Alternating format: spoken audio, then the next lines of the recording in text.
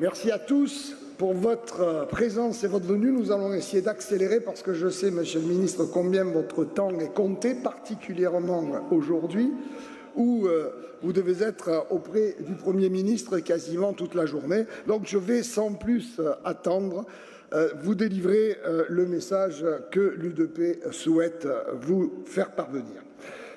Monsieur le ministre, Mesdames, Messieurs les parlementaires, Mesdames, Messieurs les présidents, Mesdames, Messieurs, chers amis, je tiens à vous remercier, Monsieur le ministre, d'être parmi nous ce matin. Votre présence à nos côtés est un symbole fort pour nous tous et tous ceux que nous représentons.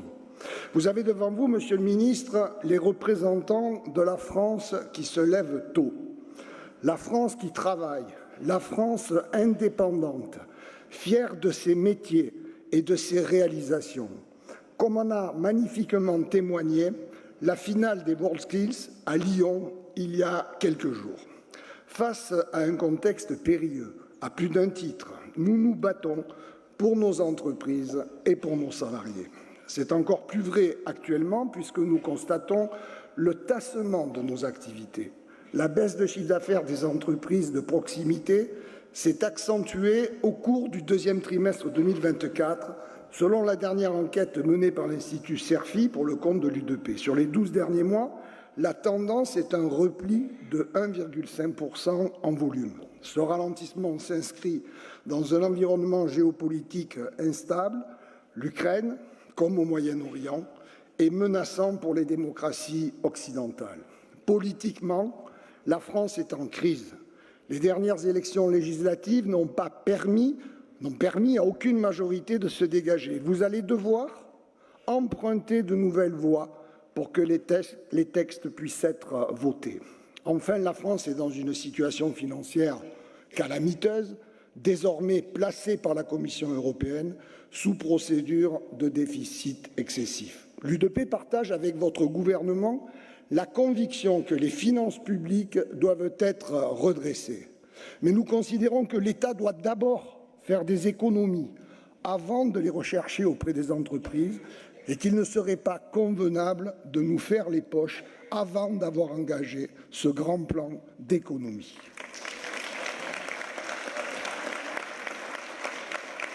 Nos entreprises sont sur un chemin de crête.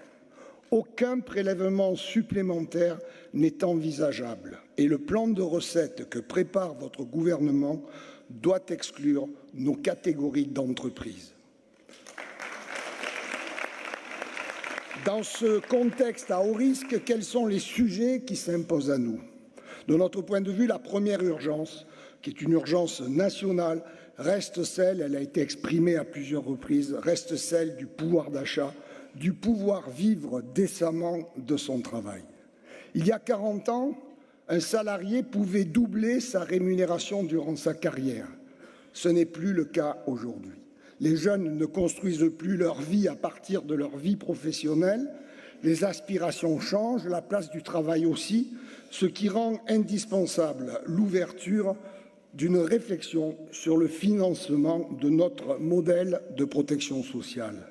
Au début des années 90, l'UDP fut la seule organisation représentative au niveau interprofessionnel à soutenir un élargissement du financement de la protection sociale via la contribution sociale généralisée, la CSG. Créée en 1991 précisément pour diversifier le financement de la protection sociale afin qu'il ne repose pas uniquement sur les cotisations sociales payées par les salariés, les employeurs et les travailleurs indépendants. Nous sommes tous attachés à notre modèle social, mais le fait que notre protection sociale repose encore principalement sur le travail n'est plus tenable. L'urgence est donc, en sauvegardant les prestations, d'envisager d'autres moyens de financement sans pour autant peser sur le travail. Déjà aujourd'hui, l'assurance maladie et les allocations familiales ne sont pas liées au travail. Il est nécessaire de réduire l'écart entre le salaire brut et le salaire net. Bien entendu, cette mesure devra concerner également les bénéfices des travailleurs indépendants. La deuxième urgence, Monsieur le Ministre, c'est réconcilier les Français avec leur retraite. S'il était possible de partir à la retraite plus jeune, avant 64 ans, l'UDP le revendiquerait pour les siens. Mais nous sommes pragmatiques. Nous savons compter dans nos entreprises. L'UDP s'oppose à toute augmentation des cotisations retraite sur les salaires, de même que pour les travailleurs indépendants. Elle n'accepte pas davantage de baisse des prestations.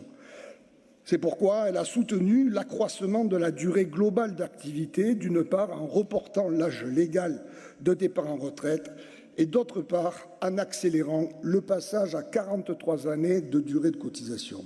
Notre accord à la dernière réforme était sous conditions. Je souhaite les rappeler. La première condition, c'était améliorer les carrières longues et les situations de travail qui peuvent être exposées à l'usure professionnelle. La deuxième, c'était l'amélioration du niveau des petites pensions, qu'on ne saurait aujourd'hui remettre en cause. La troisième condition, c'était la réforme de l'assiette de cotisation des travailleurs indépendants consacrée par la loi de financement de la sécurité sociale pour 2024.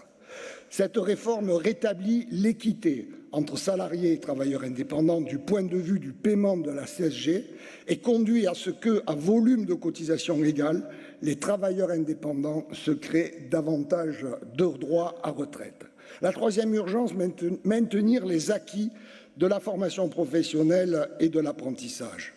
L'apprentissage et la professionnalisation constituent une réponse centrale aux besoins en compétences des entreprises de proximité. D'autant qu'il reste beaucoup à faire pour le développement de l'apprentissage avant le bac. Différents corps d'inspection de l'État semblent s'accorder aujourd'hui pour placer dans leur viseur les fonds dédiés au financement de la formation professionnelle et de l'apprentissage. Faut-il rappeler que la réforme de l'apprentissage structurée par la loi du 5 septembre 2018 est, avec l'atteinte du million d'apprentis, la grande réussite du premier quinquennat du président de la République. L'UDP demande instamment à votre gouvernement de ne pas casser ce qui marche. Le financement de l'apprentissage, c'est l'investissement de la nation en faveur des jeunes dans notre dispositif de formation initiale. L'UDP demande que le niveau des coûts contrats ne subissent pas un nouveau coup de rabot aveugle afin de ne pas mettre en péril l'outil de formation. Cet outil est l'accompagnement indispensable des chefs d'entreprise, notamment des plus petits. Nous considérons que le financement de l'apprentissage doit être sécurisé, non pas en visant des économies sur l'outil même de formation, mais à 3 autres niveaux. Premièrement, faire en sorte que les entreprises de tous les secteurs qui emploient des apprentis contribuent au financement de l'apprentissage. Deuxièmement, prévoir un financement de l'État de la même façon qu'il finance les formations sous statut scolaire. Enfin, réserver les aides aux entreprises de moins de 250 salariés. Cette seule mesure représenterait plus d'1 milliard d'euros d'économies. Le seuil de 250 a du sens, car l'embauche d'apprentis est une obligation pour les entreprises qui emploient plus de 250 salariés. La quatrième urgence est libérer les énergies des TPE et reconnaître leur valeur ajoutée dans les territoires, pour la formation, pour l'emploi, pour la revitalisation des centres-villes, des centres-bourgs, pour le lien social. Une récente étude de l'Institut Theram, parue en juillet dernier, s'est attachée à décrire la contribution des entreprises employeuses de 1 à 9 salariés au développement économique. Elle représente, Monsieur le Ministre, 80% des entreprises employeuses et 20% des salariés. Près d'un emploi sur 2 dans notre pays, en solde net, est créé par les TPE qui sont majoritairement connectés à l'économie de proximité. L'étude met en relief le rôle d'aménagement du territoire de nos entreprises en soulignant leur résilience dans les périodes de crise et leur rôle d'amortisseur. L'analyse du tissu économique français dans la décennie qui a suivi la crise financière de 2008 à 2017 montre que les TPE forment de très loin la catégorie la plus créatrice d'emplois, avec un solde positif sur la période de 220 000 emplois, alors que les grandes entreprises dans la même période en ont perdu plus de 240 000. Et la tendance se poursuit aujourd'hui. Pour autant, ces entreprises, Monsieur le Ministre, ne sont pas encore assez considérées est prise en compte par les pouvoirs publics. Nos difficultés de recrutement persistent. C'est pourquoi l'UDP a réitéré sa demande à France Travail de prioriser l'accompagnement des plus petites entreprises. Cet accompagnement est prioritaire car dans les entreprises qui n'ont pas de services et de gestion des ressources humaines, un recrutement laborieux est un recrutement annulé. En matière d'innovation, nos entreprises se retrouvent majoritairement seules car elles ne sont pas intégrées aux grands outils et programmes publics. L'accès au financement reste une problématique pour tout chef de très petites entreprises qui souhaitent investir. Dans ce contexte, la transition écologique et numérique de nos entreprises est un défi majeur et compliqué. Cette transition ne sera soutenable qu'avec des outils incitatifs et adaptés, préalablement pensés avec nos entreprises et pour elles, par conséquent, en étroite concertation avec les organisations qui les représentent. Notre demande de création d'un fonds dédié à l'octroi de subventions ou d'avances remboursables complémentaires à d'autres financements de moyen ou long terme est encore aujourd'hui restée sans réponse. Pour nos entreprises, trop souvent encore, développement durable rime avec entrave à l'activité. Comme par exemple dans la mise en place des ZFE, c'est une source de complexité administrative.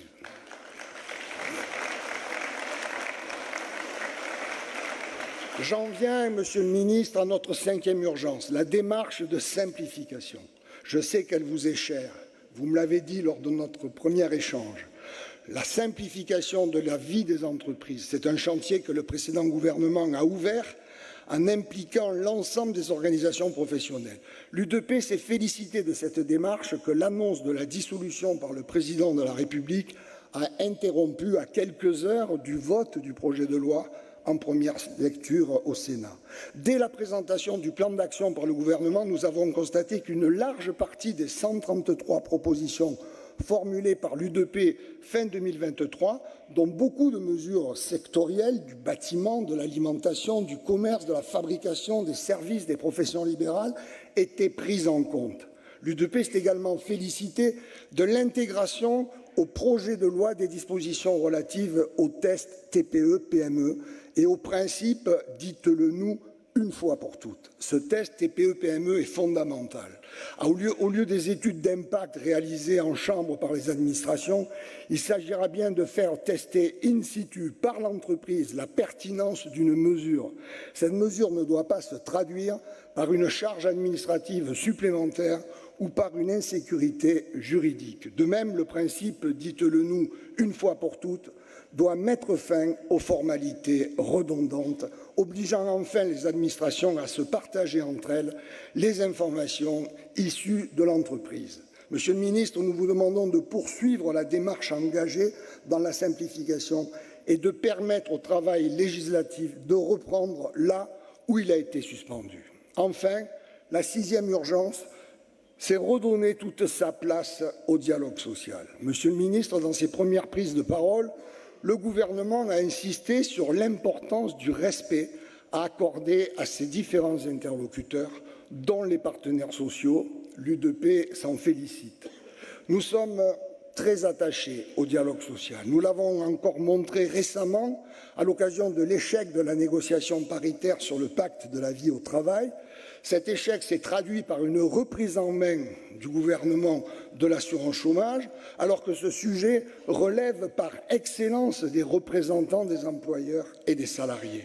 Cet échec imposait que soit redonnée une chance à la négociation paritaire. En 2 séances, le dialogue engagé par l'UDP avec les 5 organisations syndicales de salariés a permis d'établir des compromis et de dégager des solutions utiles à la fois aux entreprises et aux salariés, tant pour la création d'un compte épargne-temps universel, le CETU, pour les TPE, que pour le dispositif de reconversion professionnelle et la mutualisation des coûts de licenciement des salariés âgés licenciés pour inaptitude. Le MEDEF a annoncé aussitôt son opposition à ces accords, ce qui est regrettable.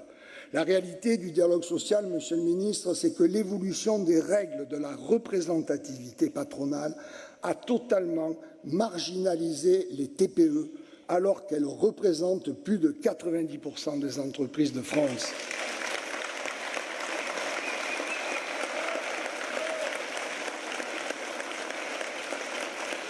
Nous faisons le constat sans appel que le dialogue social et la négociation collective sont entre les mains des plus grandes entreprises au mépris des petites. Un constat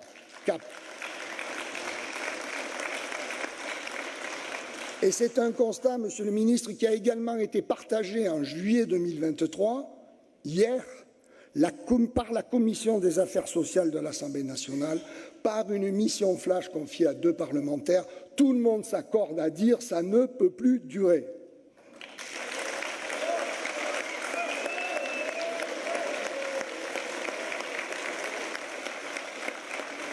Nous avons des propositions. Pas pour renverser la table et bouleverser les équilibres patronaux. Les grandes entreprises, nous en avons évidemment besoin, tous et toutes ici, mais pour faire en sorte que la parole des TPE soit à nouveau prise en compte et à nouveau respectée. Comme vous, nous croyons que le dialogue social et le vivre ensemble sont les plus sûrs moteurs de l'avancée d'un pays, à condition que les règles du jeu permettent à chaque acteur d'occuper la place qui lui revient. Nos TPE, PME créent des emplois pendant que les très grandes entreprises en suppriment. Je l'ai rappelé il y a quelques instants, il faut être à leur écoute. Monsieur le ministre, je vous fais confiance pour que nos petites et très petites entreprises soient réellement prises en compte dans la politique qui sera mise en œuvre par votre gouvernement. Je sais que vous ne pourrez pas répondre aujourd'hui à toutes les propositions et toutes les demandes que je vous ai formulées, puisque le discours de politique générale du Premier ministre n'a pas encore été délivré, il ne le sera que la semaine prochaine, mais je compte sur vous. Je compte sur vous pour être notre porte-parole et pour avoir une attention bienveillante pour toutes les petites entreprises de ce pays. Merci encore une fois pour votre présence qui témoigne de votre considération au début de votre ministère à l'égard des 3 500 000 chefs d'entreprise que nous représentons et qui sont ici ce matin à travers tous les présents. Merci à tous.